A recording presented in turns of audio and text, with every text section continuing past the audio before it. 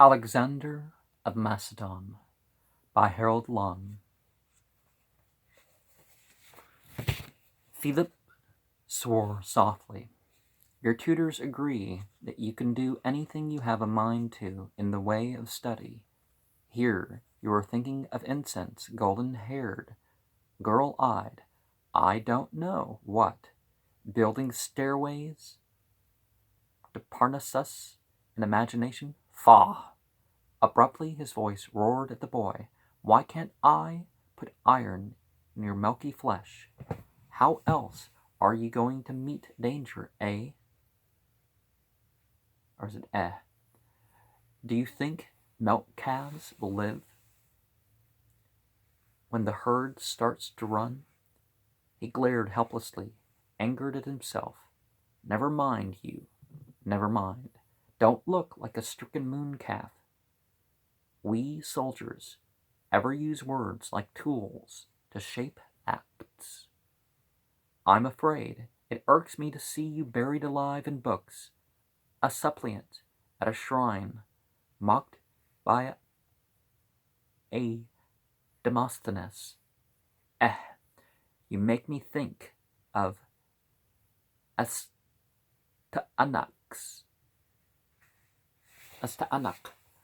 killed by conquerors. Astaanax? Again, I don't know the Greek being used here.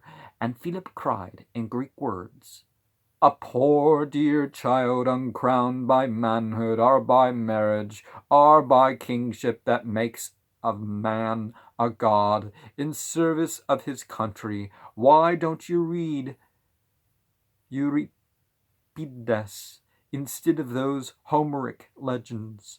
Or if you want to meddle with the sick souls, learn to be a doctor. Philip stopped abruptly. A physician, no physician or blacksmith, was ever murdered. Well, at least not to their knowledge. Something in this thought pleased Philip. Go, boy, hunt up all your preceptors, tutors, and whatnots.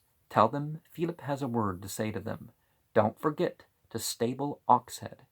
He's a fine beast. I'd like him myself for the 10 stadia course, but he's yours. And Philip kissed his son over one ear, pressing him hard with his good arm. What else did they say about Astaanax? I forget, no, and thou, if nothing else of his, shalt have thy father's shield there with thee. So you shall. This is a day of good omens, this day of Bucephalus. Tell the gate guard to fetch me some good red Thessalonican wine. No more of that thin Chian syrup. Hail! Alexander shouted the message to the guard as he ran out to find the black colt. That night, when he curled up on his pallet by the flickering lamp and opened his manuscript of Homer, he could still hear the echo of his father's complaining, even when his mind drifted out upon a long galley speeding with straining sail towards his beloved Troy. When his mother came in to kiss him, her scent was like the smoke of incense, and her low voice chimed, Philip was drunk again this evening, dear. He sent all your teachers, even Leonidas, out of Pella. He swears he is sending you off on some black colt to school away from Pella, in a deserted temple sacred to the nymphs. All right, he's going to meet some nymphs. Nymphs are water element gens.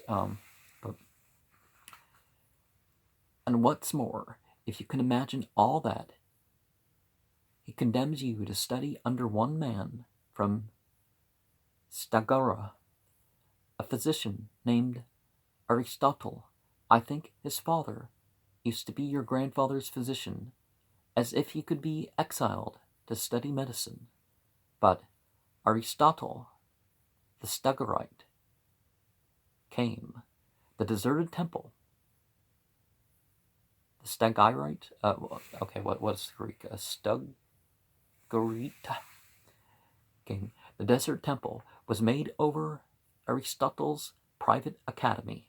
It proved to be not far from Pella, and Philip allowed the other boys